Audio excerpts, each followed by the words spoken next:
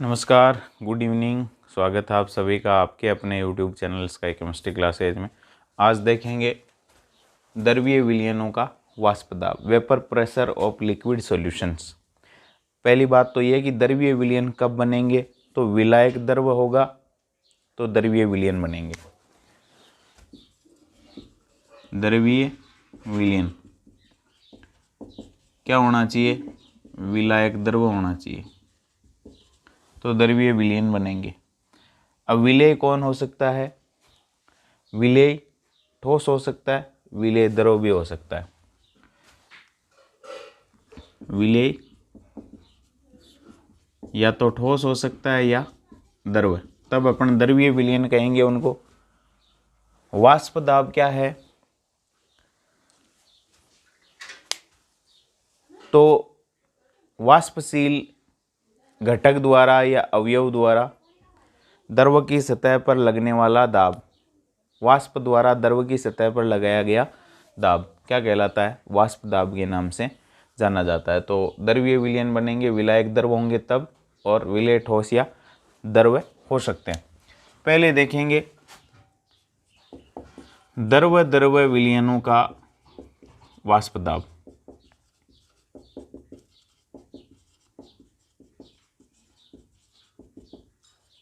यदि विलेय भी द्रव हो, विलायक भी द्रव हो, तब द्रवीय विलयन बनेगा, उसको कहेंगे अपन द्रव द्रव विलयन का वाष्प दाब। और दोनों घटक यहाँ वाष्पशील होंगे तो विलयन का वाष्प दाब जो है दोनों घटकों के आंशिक वाष्प दाबों के योग के बराबर होगा। अब वाष्प दाब देखो, जब दोनों वाष्पित होंगे तो यहाँ एक नियम जो राउल्ट ने दिया है, इसको राउले का नियम भी कहते हैं, वो यहाँ वाष्प दाब के बारे में बताता है। क्या कहता है कि वाष्पशील अवयवों युक्त विलयन, वाष्पशील अवयवों युक्त विलयन में किसी घटक का आंशिक वाष्प दाब घटक की मोल अंश के समानुपाती होता है। क्या कहता है राउल का नियम? ये इंपॉर्टेंट है। वाष्पशील अवयवों युक्त विलयनों में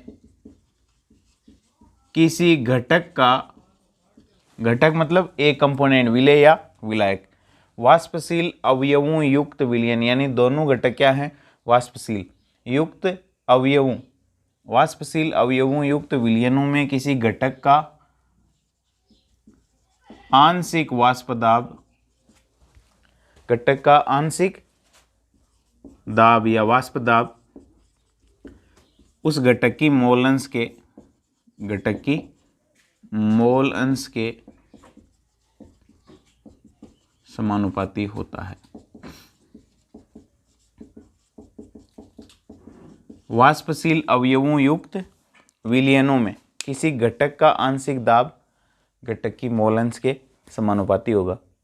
अब मान लीजिए वाष्पशील अवयव है, उसमें द्रव भी विलेय द्रव है, द्रव ही विलायक है, तो उस परिस्थिति में द्रव द्रव विलयन बनेगा।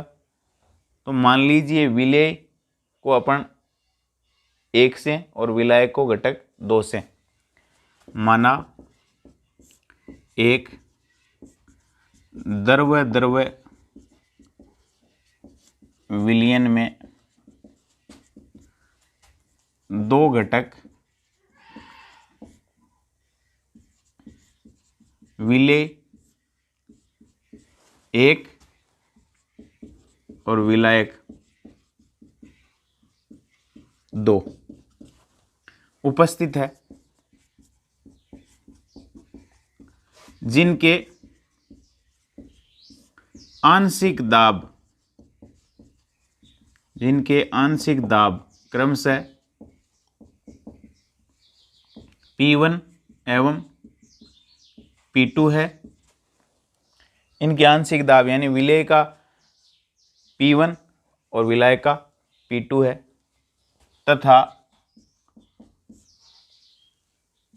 इनकी मोल अंश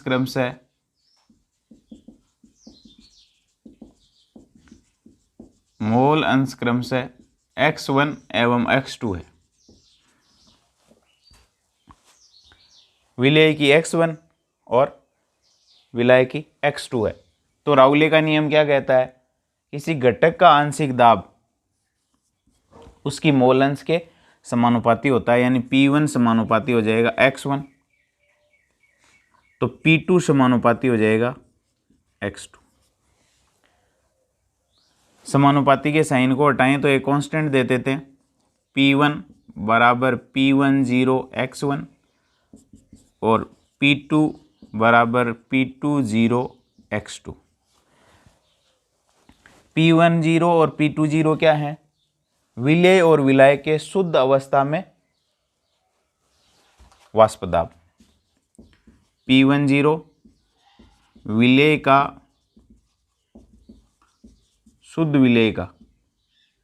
शुद्ध अवस्था में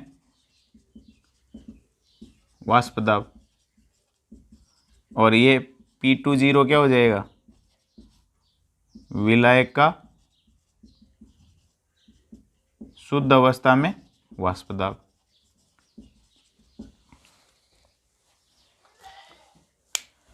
अब इन दोनों समीकरणों से डाल्टन का आंशिक दाब का नियम यह कहता है, डाल्टन के आंशिक दाब के नियम से,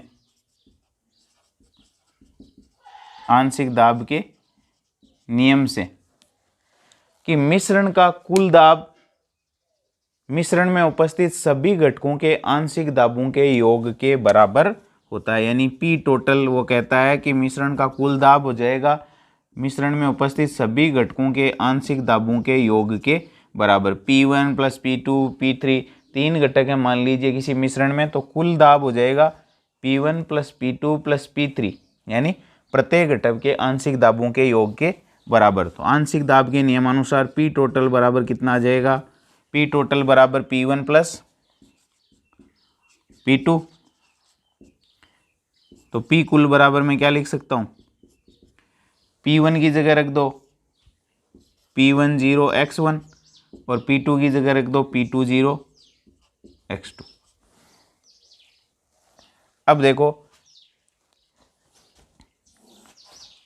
x1 प्लस x2 बराबर होता है 1, यानी सभी घटकों की मोल अंशों का टोटल 1 के बराबर होता है। तो मैं यूं लिख सकता हूं क्या? x1 बराबर 1 माइनस x2, x1 बराबर 1 माइनस x2।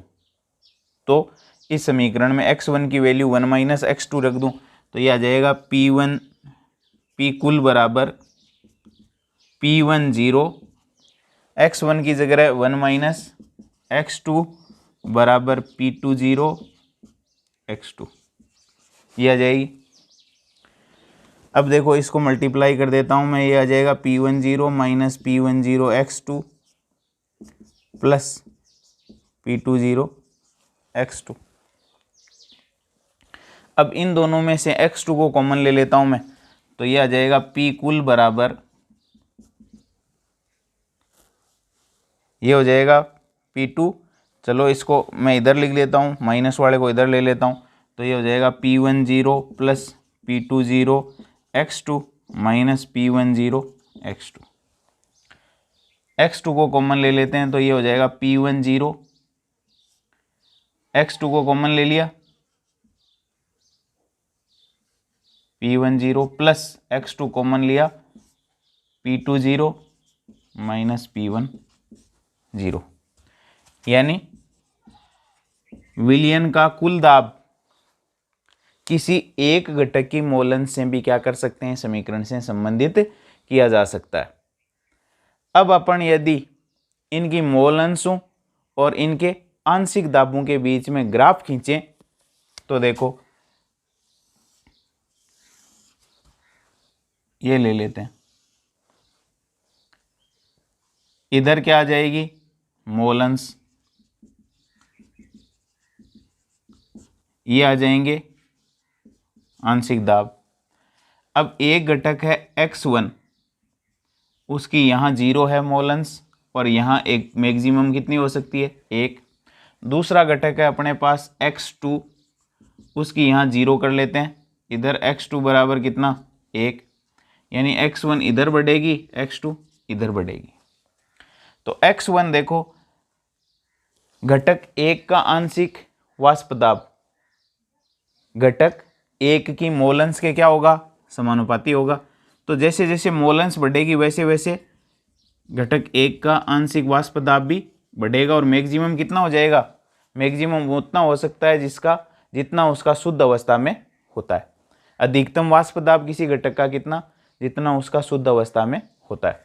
दूसरा घटक अपने पास, दूसरा घटक 2 है, उसका वाष्प दाब भी उसकी मोलंस बढ़ने के साथ क्या होता है, बढ़ता है। ये घटक P1 ये हो जाएगा P2, दूसरे घटक का आंशिक दाब उसकी मोलंस बढ़ने के साथ, यानी x2 यहाँ 0 है, x2 1 मैक्सिमम हो सकता है, तो क्या होगा, बढ़ेगा। कितना हो सकता है मैक्सिमम, P2 0 से ज़्यादा नहीं हो सकता है, शुद्ध अवस्था में उसके आंशिक वाष्प दाब से ज़्यादा नहीं हो सकता। तो ये तो हो गया दूसरे घटक का वाष्प दाब मोलंस बढ़ने के साथ बढ़ता है। ये हो गया पहले घटक का वाष्प दाब मोलंस बढ़ने के साथ बढ़ता है। दोनों घटकों का वाष्प दाब क्या होगा, P टोटल हो जाएगा। देखो ये P कुल बराबर P1 प्लस P2, दोनों घटकों का वाष्प दाब हो जाएगा कुल P1 प्लस P2, और वो एक घटक को क्या किया है, नीचे की तरफ रखा है, उसको थोड़ा सा ऊपर रखा है। तो जो ऊपर रखा है उसका वाष्प दाब ज़्यादा है, जो घटक नीचे की तरफ दिखाई दे रहा है उसका वाष्प दाब कम है। तो P टोटल को दर्शा सकते हैं अपन P1 और P1 प्लस P2 से कुल वाष्प दाब। तो ये हो जाएगा मोलंस और वाष्प दाब के बीच में संबंध। कौन से विलयनों के लिए, द्रव विलयनों के वाष्प दाब के लिए।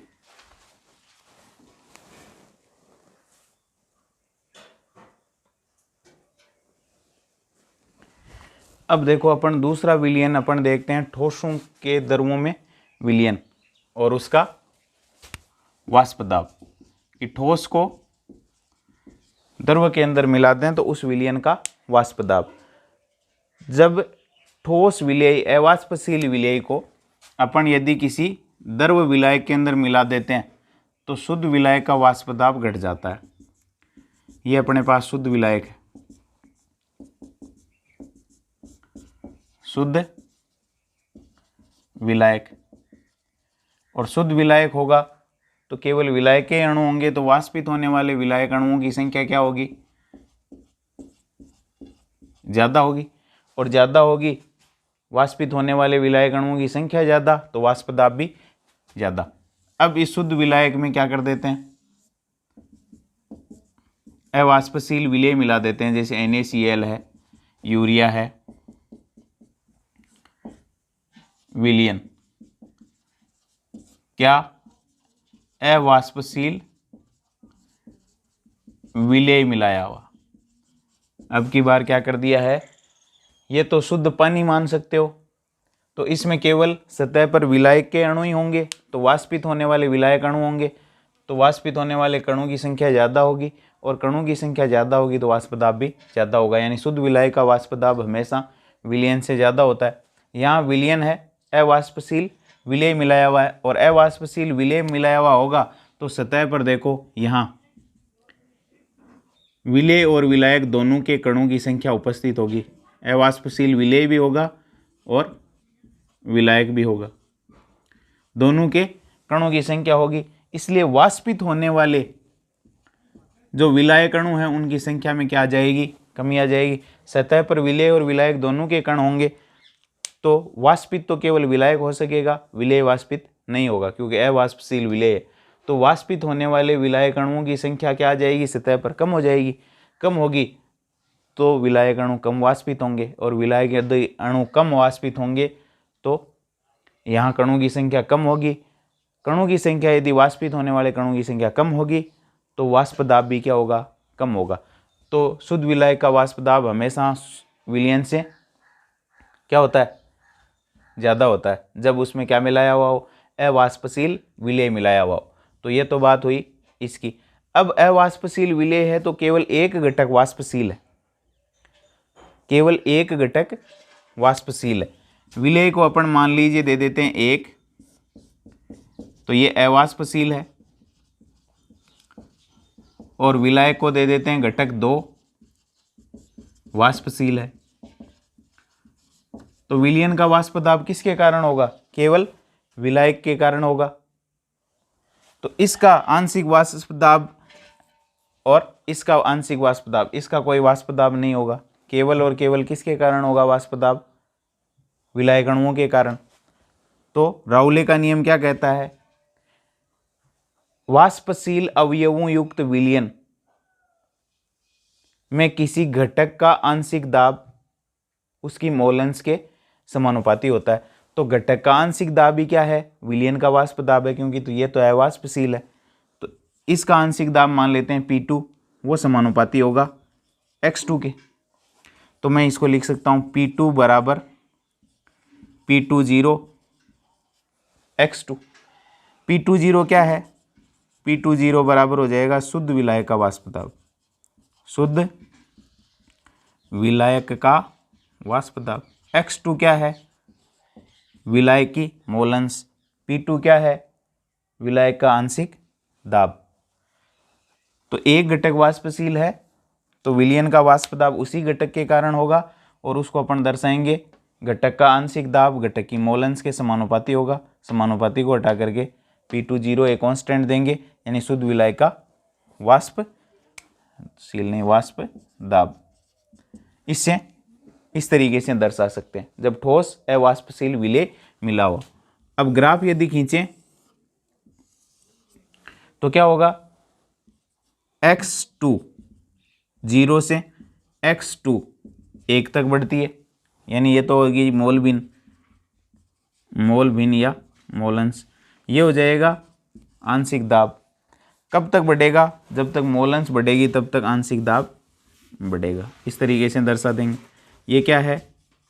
घटक 2 का यानी विलायक का वाष्प दाब, उसकी मोलंस बढ़ने के साथ क्या होता है? बढ़ता है। मैक्सिमम कितना हो सकता है? शुद्ध अवस्था में वाष्प दाब के बराबर, तो अधिकतम इतना हो सकता है। यह आ जाएगा मोलंस और आंशिक दाब के मध्य संबंध।